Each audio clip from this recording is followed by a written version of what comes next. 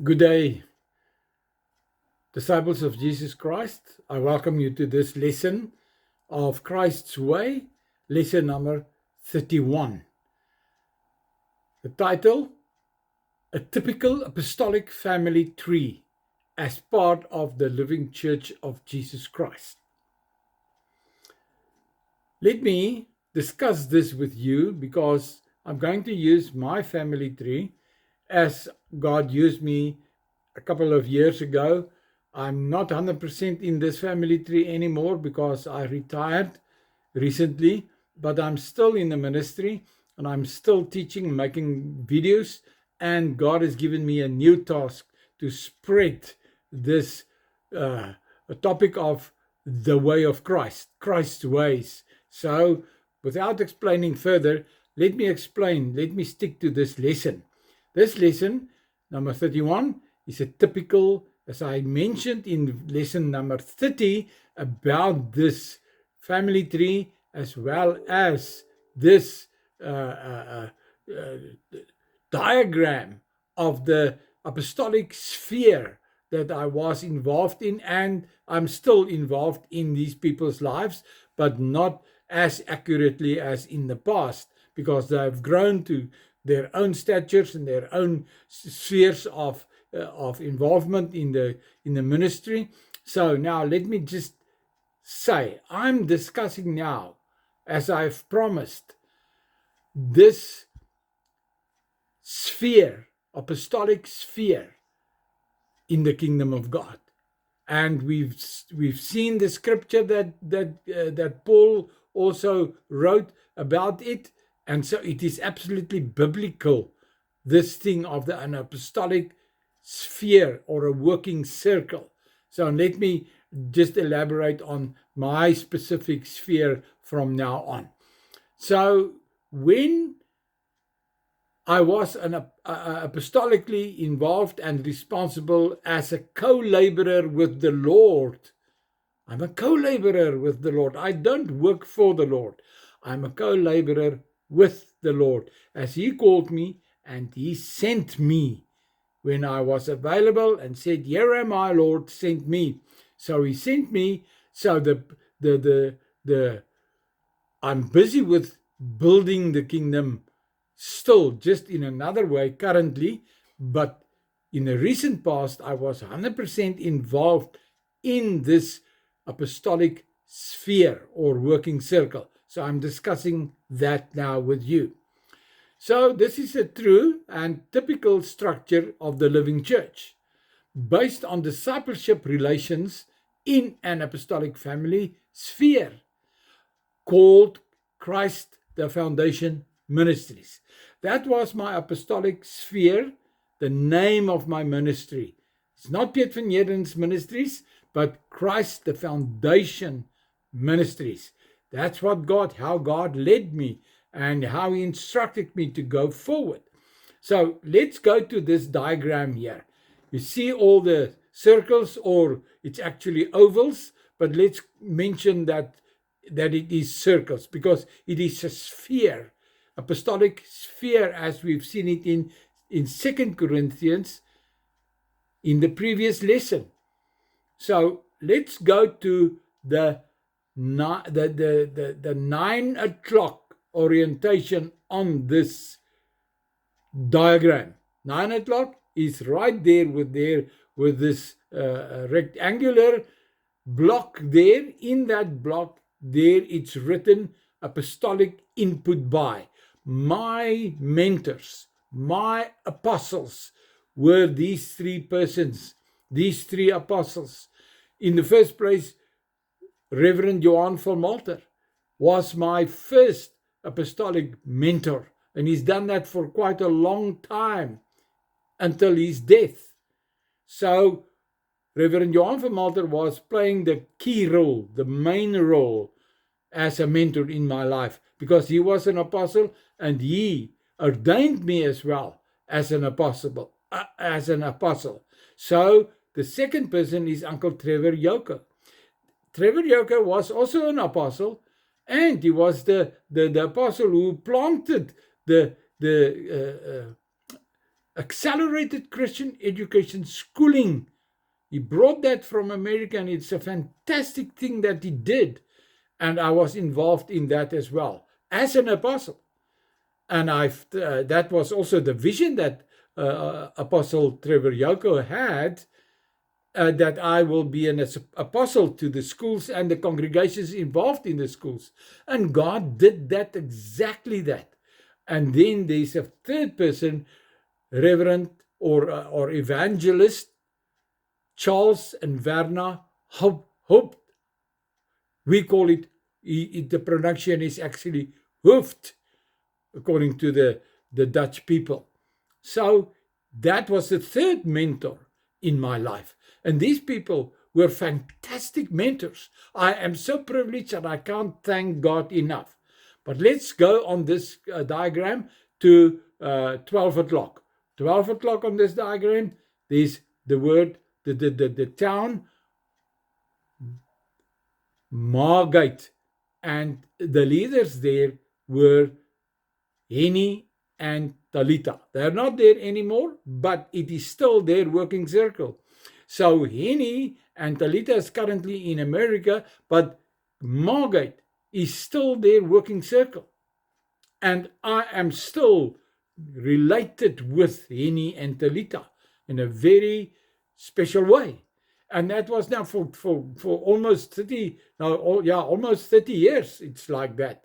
And so we have a strong relationship in the Lord, in the kingdom of God. So in the center of that diagram there with the circles is my name, Piet van Heerden. And at that stage, when I wrote the book, I was in Bergville, involved in a Christian school.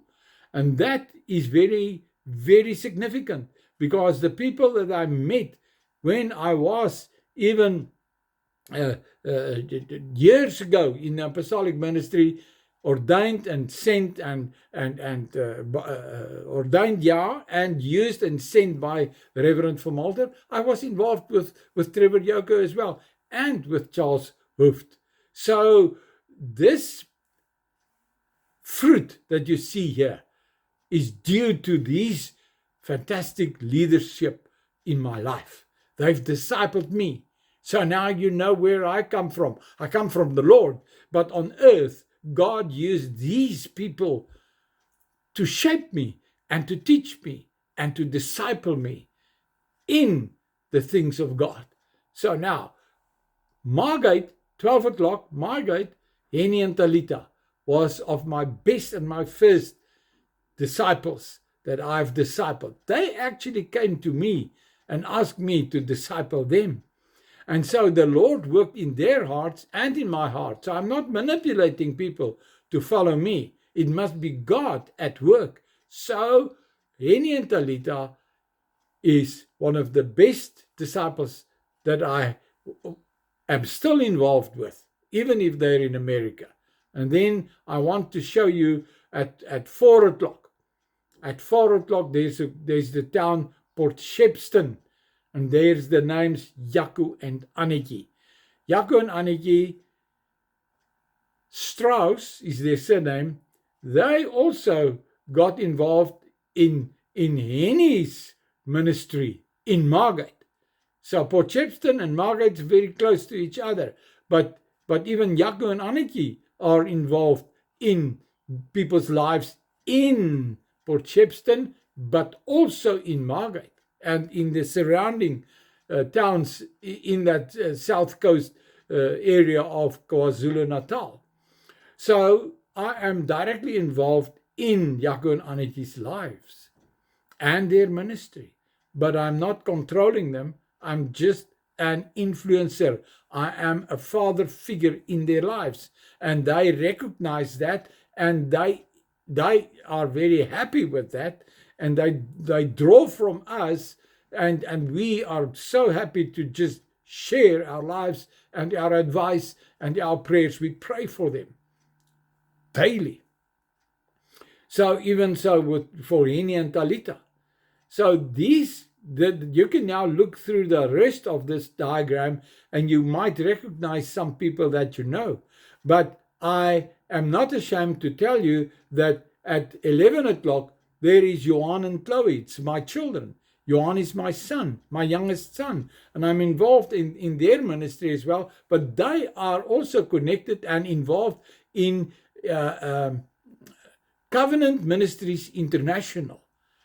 And so I know that ministry from my early days in ministry. I am very fond of the person, the apostolic leader who started that New Covenant Ministries International. I really have a huge respect for him. Now my youngest son is involved there, and they are helping Johan, and Johan is a blessing to them, and it's amazing. It's absolutely amazing how God used these things in his kingdom. Okay, so I'm now done with this figure, and so you can, if you want to, and you want to know more about it, contact me. You're welcome to contact me, and I will explain more to you. But I think I have said enough with regards to that.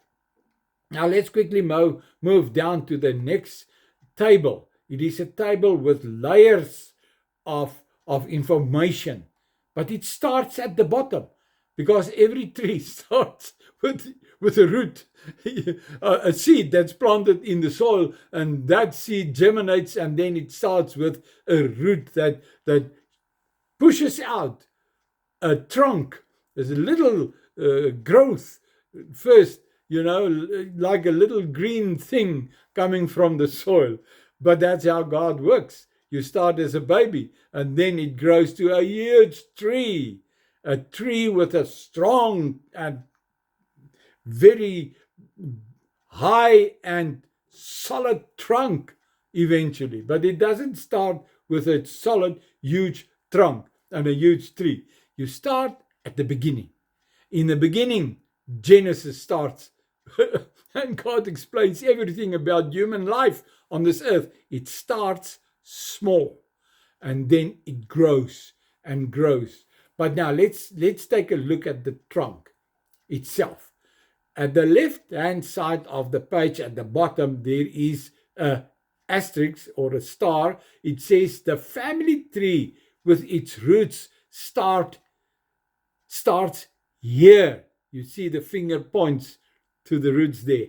And so this is my family tree in the family of Christ, in the family of God. That's how God used me, and how God produced all these growth and all these results. Without God, there's no results. There will be no fruit. So God is my witness, but he's also my God who gave me life, called me, and sent me to do what I have done. And I'm still doing more or less the same thing here where I'm in Pretoria. Now let's start at the bottom. The vine dresser is the Father, according to John chapter 15, verse 1. Let's read it there on the right-hand side of Father God. There, the lowest block there in the center, in the trunk. John 15:1 says, I am the true vine. Jesus is at work, speaking here. And my Father is the vine dresser. So, right above Jesus Christ in this trunk, you see Father God. And you see my name, Piet Impart Christ life. So I'm part of this trunk. But I have a Father God who started everything. He's at the bottom there, but he is the most important. Jesus said, right above the Father, there's Jesus. He is the planted one on this earth. God sent him. Father, Son, and Holy Spirit decided that Christ must come as a human being, and he must die, and he must pay the price with his blood, and to give us life. So he was not only buried, but he was resurrected as well. And through his death, burial, and resurrection, his blood gave us life, everlasting life. And this is where here I am. And I have everlasting life in me because of Christ. So the vine dresser, Father God, sent his Son, Jesus Christ. Christ is the true vine, and he produced life, fruit, and there it is.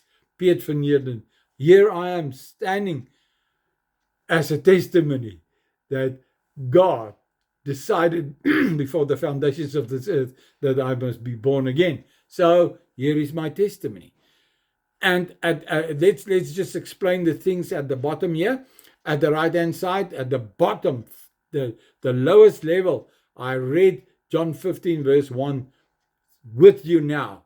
And then to the left-hand side, God the Father is the Father of all life, all light, and all love, because God is love. And then let's go up to the true vine, Jesus Christ, that dark shaded block there, to the right-hand side of that. John 15 verse 2 and 16 says, Jesus is the vine, and he says, I am the vine, and me, Piet, is the branch planted, engraved in the vine.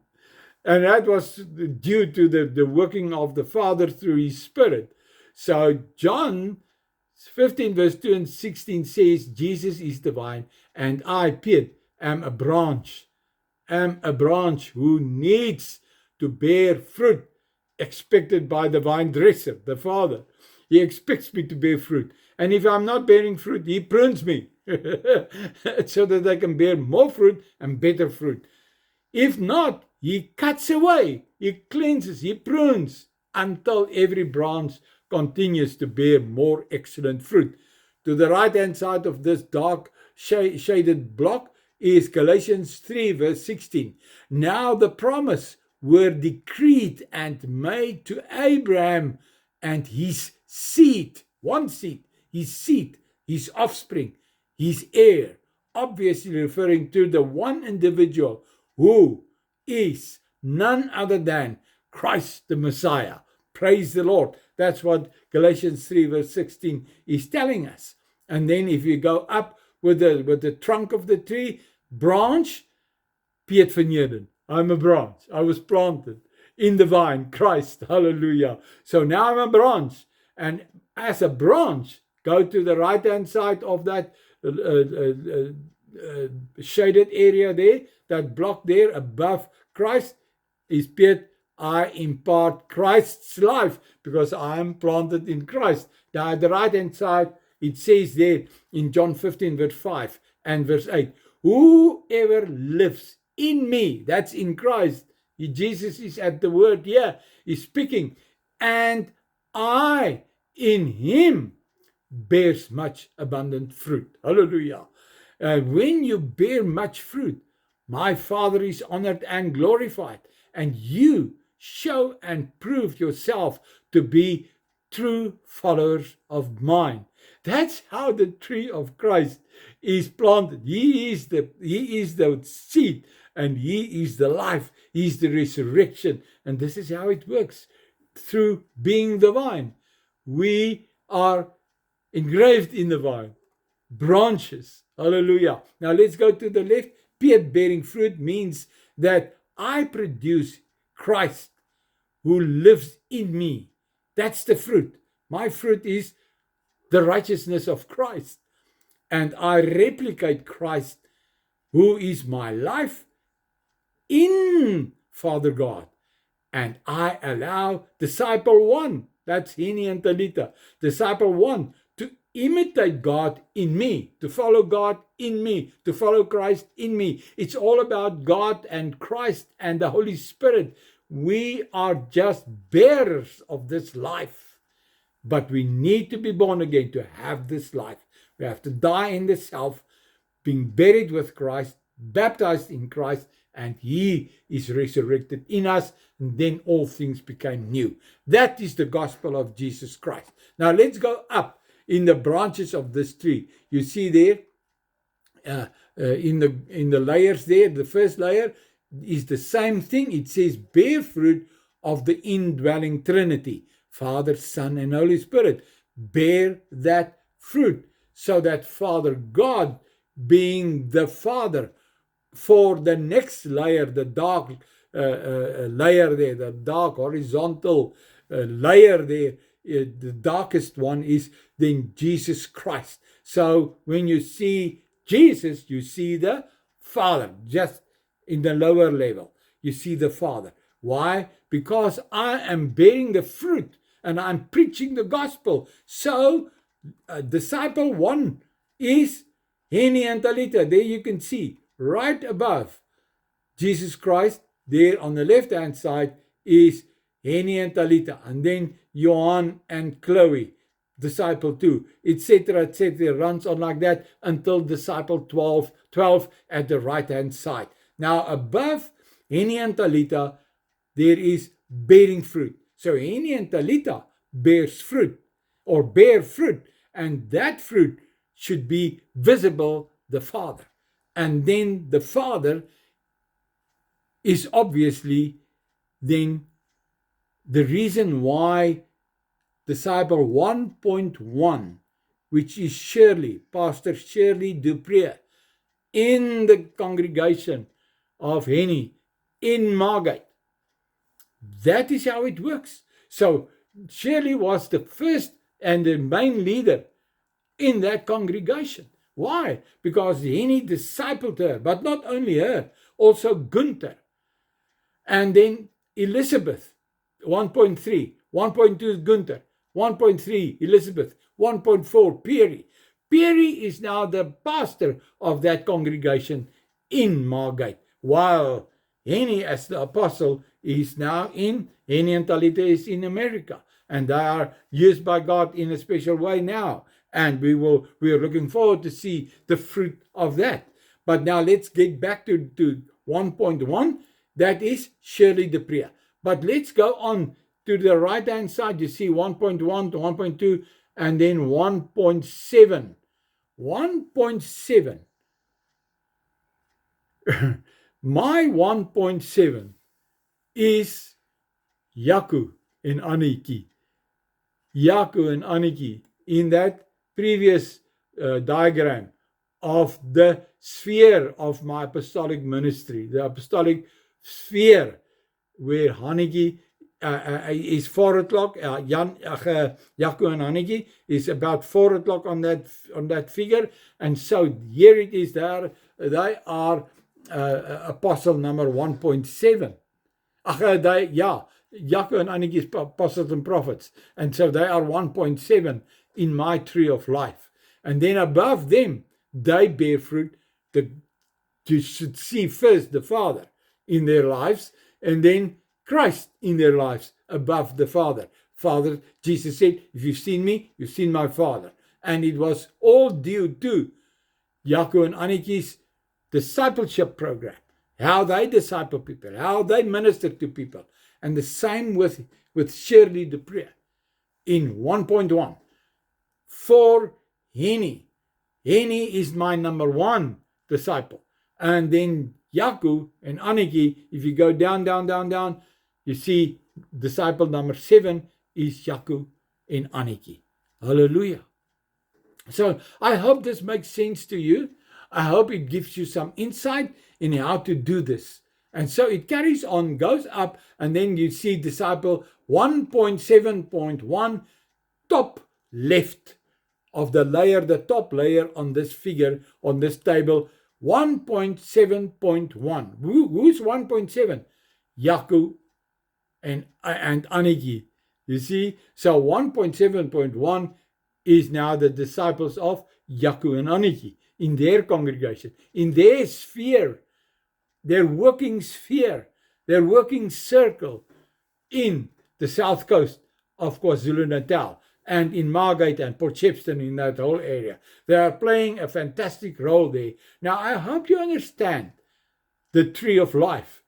In the family of God, it's not the same as it is in the physical tree of life, because that must be physical born children, and they got children. They got married and got children, and so that's the physical family tree.